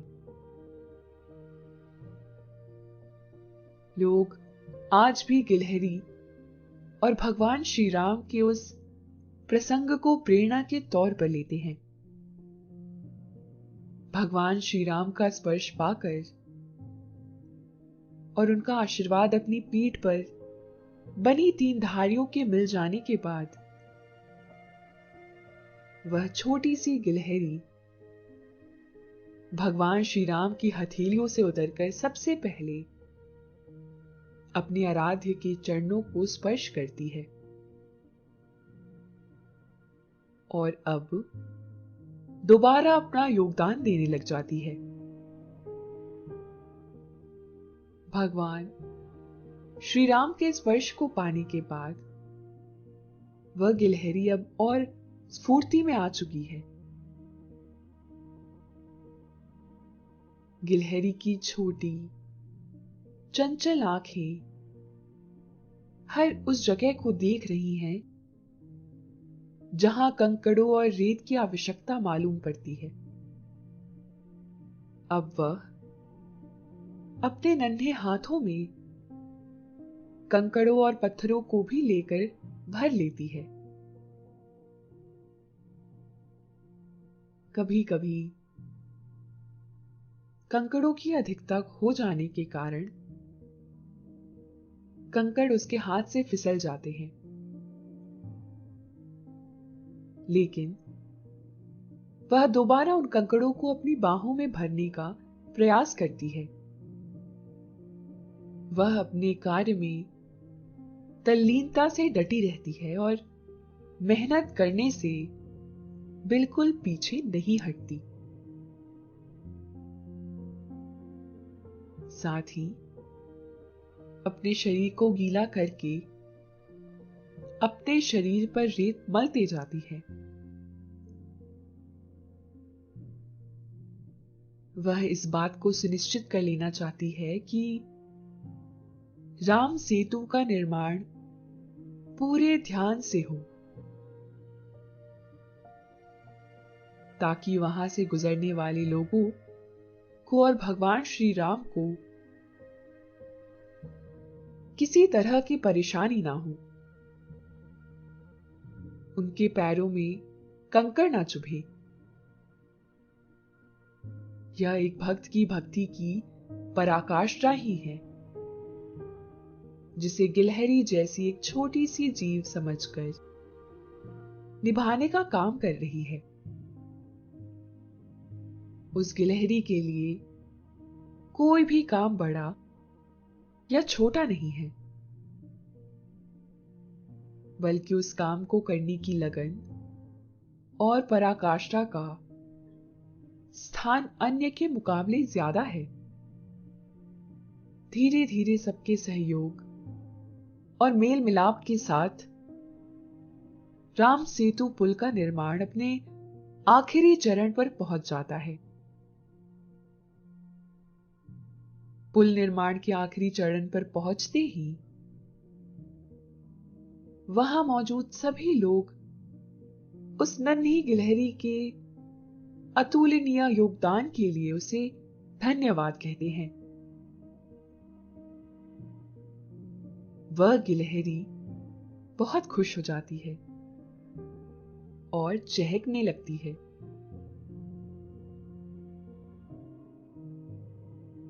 सभी को खुश देखकर वह पेड़ की डाली के ऊपर चढ़ जाती है और अन्य गिलहरियों को बुला लेती है, और सारी गिलहरियां एक साथ खड़े होकर अपने नन्हे नन्हे हाथों को प्रणाम की मुद्रा में जोड़कर अभिवादन करती हैं। साथ ही सभी को आने वाले कार्य के लिए शुभकामनाएं देती हैं।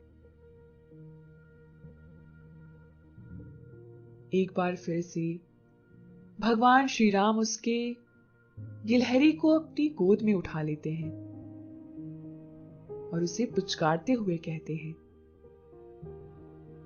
आज तुमने सिद्ध कर दिया कि किसी का भी योगदान बड़ा या छोटा नहीं होता, बल्कि उसकी भावना महत्वपूर्ण होती है। भगवान श्री राम से उत्साहवर्धन पाकर सारी गिलहरियां एक बार फिर से पेड़ पर चढ़ जाती हैं और पेड़ पर चढ़कर एक मधुर संगीत गाने लग जाती हैं, जो भगवान श्री राम के गुणगान के लिए गीत होता है। वह अपने आराध्य को अपने संगीत द्वारा पूजती हैं। श्री राम जय जय राम। यह संगीत पूरे भारत वातावरण में फैल गया है। आसपास के सारे जीव जंतु बहुत प्रसन्न चित्त मुद्रा में आ चुके हैं और सबको सुख का अनुभव हो रहा है। सारी की सारी गिलहरियां झूमते हुए, अपनी छोटी सी गर्दन को हिलाते हुए, अपने छोटे से हाथों से ताली बजाते हुए भगवान श्री राम का अभिनंदन करते जा रही हैं। और वहां मौजूद वानर सेना इस सुंदर बेला को देखकर भाव विभोर हो रहे हैं। भगवान श्री राम के भक्त श्री हनुमान गिलहरियों की इस भक्ति को देखकर भाव विभोर हो गए हैं। चारों ओर भगवान श्री राम की जय जयकार गूंज रही है और राम सेतु का निर्माण भी हो चुका है। गिलहरी को अपने अच्छे कर्मों का उपहार भी मिल चुका है। हमें भी अपने जीवन में सदैव अच्छे कर्म करते रहने चाहिए। क्योंकि अच्छे कर्म हमेशा लौट कर आते हैं और मुसीबत में साथ देते हैं। ऐसा जरूरी नहीं कि हमेशा ईश्वर ही हमारी मदद करने के लिए आए, बल्कि अगर हम स्वयं अपनी सहायता करेंगे तो ईश्वर जरूर हमारी सहायता करेंगे। अब भगवान श्री राम अपनी वानर सेना के साथ राम सेतु पुल पर चढ़ चुके हैं और उनके कदम आगे बढ़ रहे हैं। गिलहरियां एक और खड़े होकर उन्हें जाता हुआ देख रही हैं। भगवान श्री राम को उस पुल पर चलते हुए देखकर उन गिलहरियों को सुख की अनुभूति हो रही है कि भगवान श्री राम के पैरों में अब कोई कंकड़ नहीं आएगा और भगवान श्री राम भी बहुत ही सुख का अनुभव कर रहे हैं। वे मन ही मन अत्यंत प्रसन्न हैं कि उन्हें हर किसी से इतनी अपनापन मिल रही है। एक और भगवान श्री राम की यात्रा शुरू होती है और वह अब आपकी नींद में जाने की यात्रा भी संपूर्ण हो चुकी है और अब आप भी नींद में प्रवेश कर गए हैं। दोस्तों, अब से आप bed time stories, guided meditations, relaxing music, इन सब का आनंद नींद ऐप पर ही उठा सकते हैं। लक्ष्मण की पत्नी उर्मिला के त्याग की कहानी। माता सीता के त्याग के बारे में तो सभी जानते हैं, लेकिन एक त्याग लक्ष्मण की पत्नी उर्मिला ने भी किया था। उन्हें ना सिर्फ 14 साल तक पति के वियोग में रहना पड़ा, बल्कि वचन के मुताबिक उन्होंने अपनी आंखों से एक आंसू भी नहीं गिरने दिए। यही नहीं, उन्होंने बाद में 14 साल तक सोए लक्ष्मण जी की सेवा कर पत्नी धर्म निभाया। उनके त्याग और बलिदान की यह अनूठी कहानी मैं आज आप सबको सुनाऊंगी।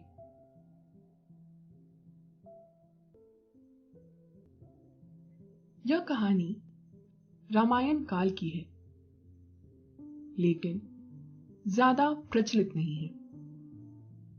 यह कथा कुछ इस तरह से शुरू होती है कि भगवान श्री राम को 14 साल का वनवास हो चुका था। पूरा राजमहल ही इस फैसले से उदास था। भगवान राम और माता सीता वनवास जाने के लिए तैयारी कर रहे थे। बार बार समझाने के बावजूद लक्ष्मण दोनों के साथ जाने के लिए जिद पर अड़े हुए थे। श्री राम ने उन्हें बहुत समझाया, लेकिन भाई लक्ष्मण उन्हें किसी भी हाल में अकेला छोड़ने के लिए तैयार नहीं थे। प्रभु राम और माता सीता के साथ लक्ष्मण भी जाने के लिए तैयारी करने लगे। लक्ष्मण को तैयारी करते देखकर पत्नी उर्मिला खुश हुई कि उनके पति भाई की सेवा करने के लिए साथ जा रहे हैं। उन्होंने कहा कि वह भी साथ चलेंगी, लेकिन लक्ष्मण ने उन्हें साथ ले जाने से मना कर दिया। उर्मिला ने पति लक्ष्मण से कहा, जिस तरह से माता सीता प्रभु राम की सेवा करेंगी और आप भाई और भाभी की सेवा करेंगे, उसी तरह से मैं आपकी सेवा करूंगी। इसीलिए वह खुद भी पति की सेवा के लिए उनके साथ वनवास जाएंगी। लक्ष्मण ने उन्हें समझाते हुए कहा, मेरे पीछे सारी माताओं और पिता का ध्यान रखने के लिए तुम्हारा यहां होना जरूरी है। माता सीता के बाद तुम ही घर की बड़ी बहू हो, इसीलिए यह तुम्हारा कर्तव्य है कि तुम परिवार का ख्याल रखो। उर्मिला ने पति से कहा, स्वामी, मेरा परिवार तो आपसे शुरू होता है और मेरा पहला कर्तव्य पति की सेवा करना है। लक्ष्मण ने उनसे कहा, मैं भाई भाभी की सेवा करने के लिए उनके साथ जा रहा हूं। तुम्हारे साथ रहने से हो सकता है कि इसमें कोई कमी रह जाए, इसीलिए तुम यहीं रुको और परिवार का ख्याल रखो। उर्मिला के पास पति की बात मानने के अलावा कोई चारा नहीं था, इसीलिए उन्होंने पति की आज्ञा मानते हुए राजमहल में ही रुककर परिवार की सेवा करने का फैसला स्वीकार कर लिया। उर्मिला ने पति की बात मान तो ली, लेकिन बहुत उलझन में थी। बिना पति और बड़ी बहन के वो परिवार की जिम्मेदारी अकेले कैसे संभाल पाएंगी। वह अपनी यह परेशानी लेकर अपनी बड़ी बहन माता सीता के पास गई। माता सीता ने उन्हें समझाया कि वह अकेली सब कुछ कर सकती हैं, जिसकी उनसे उम्मीद की जा रही है। माता सीता ने अपना एक वरदान भी उर्मिला को दे दिया।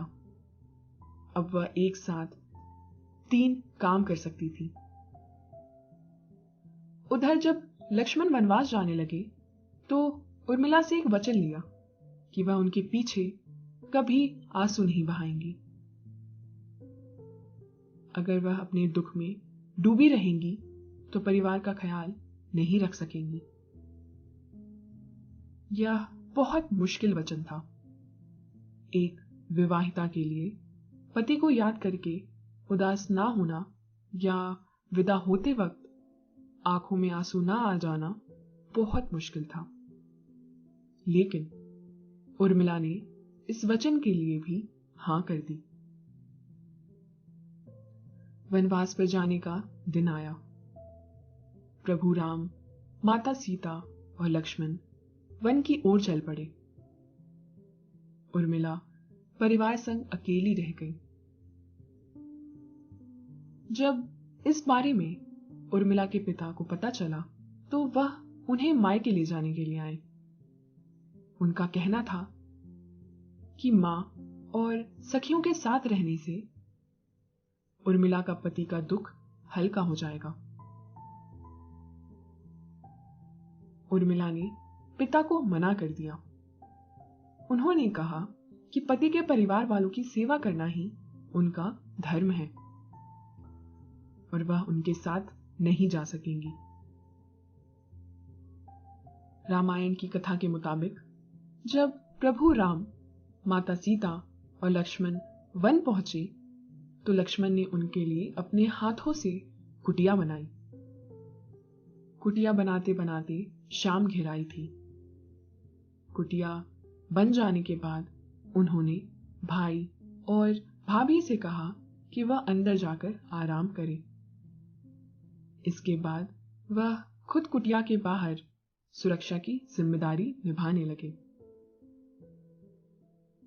धीरे धीरे आधी रात हो आई। लक्ष्मण भी दिन भर के थके हुए थे। उन्हें नींद आने लगी, लेकिन अपने दायित्व को निभाने के लिए उन्होंने खुद को नींद नहीं आने दी।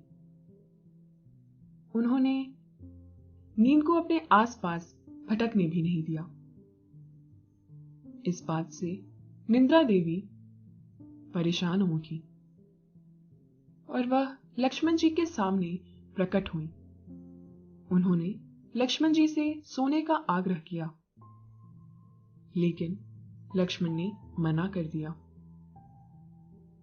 लक्ष्मण ने कहा, उन पर भाई और भाभी की सुरक्षा और सेवा की जिम्मेदारी है। वह किसी हाल में नहीं सो सकते हैं। वह उन पर कृपा करे और 14 बरस बाद उनके अयोध्या पहुंचने का इंतजार करे। निंद्रा देवी ने लक्ष्मण की बात मान ली, लेकिन एक शर्त रख दी। उन्होंने कहा, मैं तुम्हें 14 बरस परेशान नहीं करूंगी, लेकिन तुम्हारे बदले किसी और को सोना होगा। इस पर लक्ष्मण ने कहा, आप मेरे हिस्से की नींद मेरी पत्नी उर्मिला को दे दीजिए। निंद्रा देवी ने लक्ष्मण की बात मान ली, लेकिन जाने से पहले साफ कह दिया कि 14 साल पूरे होते ही वह फिर आएंगी। इसके बाद लक्ष्मण को अपनी 14 साल की नींद पूरी करनी होगी। लक्ष्मण ने उनकी यह शर्त भी स्वीकार कर ली। इसके बाद निंद्रा देवी लक्ष्मण के वचन को लेकर उनकी पत्नी उर्मिला के पास गई। उर्मिला ने अपने पति की पहली आज्ञा मान ली थी। उन्होंने इस दूसरी आज्ञा को भी स्वीकार कर लिया। अब यहां उनके काम माता सीता का वह वरदान काम आया। उन्होंने अपनी एक छवि को 14 साल के लिए सुला दिया, जबकि बाकी दोनों छवियों के सहारे वे महल के काम और परिवार की सेवा करती रहीं। लक्ष्मण भाई और भाभी की सेवा में रहते और वह 14 साल तक नहीं सोए। उर्मिला 14 साल तक नहीं जागी। 14 साल तक जागना लक्ष्मण के लिए वरदान साबित हुआ। जब प्रभु राम और रावण में युद्ध शुरू हुआ, तो रावण की सेना में मेघनाद सबसे शक्तिशाली योद्धा था। रावण इस बात को लेकर बहुत आश्वस्त था कि मेघनाद के होते हुए उसे कोई हरा नहीं पाएगा। दरअसल मेघनाद की सारी शक्ति एक वरदान में छुपी हुई थी। इस वरदान के मुताबिक मेघनाद को पृथ्वी पर सिर्फ वही मार सकता था जो पिछले 14 साल तक एक पल के लिए भी ना सोया हो। रावण और मेघनाद को पूरा यकीन था कि ऐसा कोई भी प्राणी पृथ्वी लोक में नहीं है। उसे यह आभास नहीं था कि लक्ष्मण धरती के अकेले प्राणी हैं जो लगातार 14 साल से जाग रहे हैं। जब उन्हें मेघनाद के इस अनोखे वरदान के बारे में पता चला, तो उन्होंने कहा कि वह खुद उसका सामना करेंगे। दोनों के बीच जबरदस्त युद्ध हुआ और आखिरकार मेघनाद लक्ष्मण के हाथों मारा गया। कहते हैं, जब यह खबर मेघनाद की पत्नी सुलोचना को मिली, तो वह विलाप करते हुए प्रभु राम की सेना के खेमे में पहुंची। वहां उसने लक्ष्मण से कहा, कभी अभिमान मत करना कि तुमने मेघनाद का वध कर दिया है। यह जीत तुम्हें पतिव्रता पत्नी के प्रभाव से मिली है, जो तुम्हारी आज्ञा का पालन कर रही है। रावण को परास्त करने के बाद प्रभु राम माता सीता और लक्ष्मण के साथ अयोध्या वापस लौट आए। प्रभु राम के राज तिलक की तैयारियां शुरू हो गईं। इस खुशी के मौके पर लक्ष्मण ने अचानक ही हंसना शुरू कर दिया। उनकी इस अनायास हंसी से सभी लोग चौंक पड़े।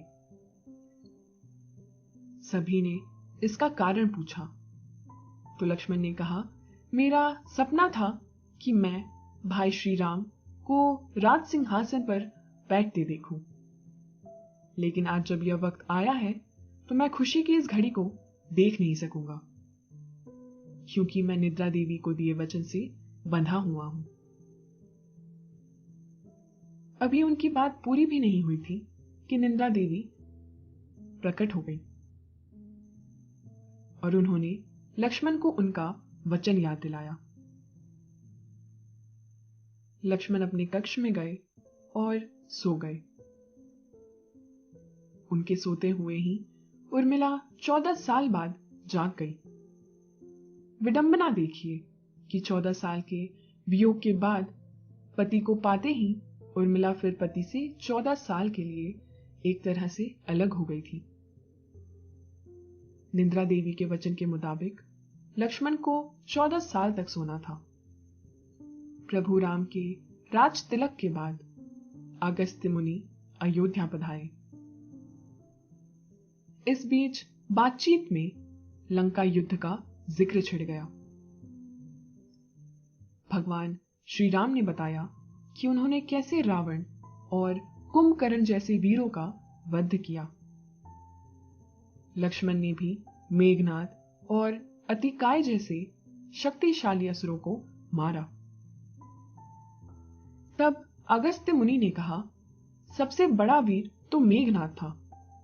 मेघनाद को वरदान था कि उसका वध वही कर सकता है जो 14 वर्षों तक सोया ना हो, जिसने 14 साल तक किसी स्त्री का मुख ना देखा हो।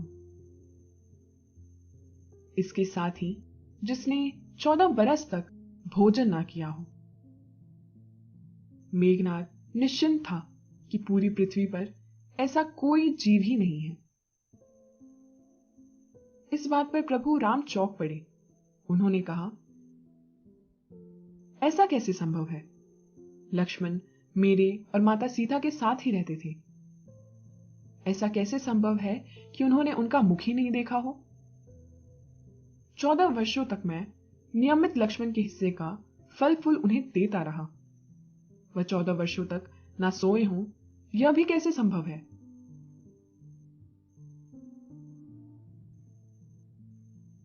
अगस्त्य मुनि ने कहा, क्यों ना लक्ष्मण जी से ही पूछा जाए। लक्ष्मण आए तो प्रभु राम ने कहा कि तुमसे जो पूछा जाए उसे सच सच बताना। प्रभु ने पूछा, हम तीनों ही 14 साल तक साथ रहे, फिर तुमने सीता का मुख कैसे नहीं देखा? फल दिए गए फिर भी बिना खाए कैसे रहे तुम इतने दिन? और 14 साल तक कभी सोए भी नहीं? लक्ष्मण ने कहा, भैया मैंने आज तक भाभी का मुख देखा ही नहीं। जब हम सब भाभी को तलाशते ऋष्यमुख पर्वत गए तो सुग्रीव ने हमें उनके आभूषण दिखाकर पहचानने को कहा। आपको याद तो होगा ही, मैं सिवाय उनके पैरों के नुपुर के कोई और आभूषण नहीं पहचान पाया था, क्योंकि मैंने कभी भी उनके चरणों के ऊपर देखा ही नहीं।